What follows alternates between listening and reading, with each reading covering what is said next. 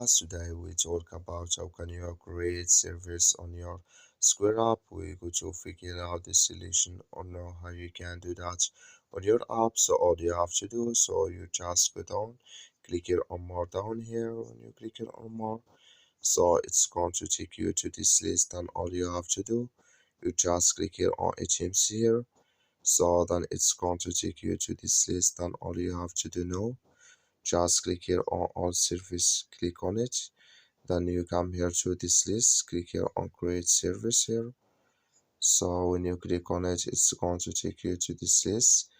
Add here new service, then add here name and here categories. That here can you for all this here. So add here or for this list here. Then you go above save, click on it.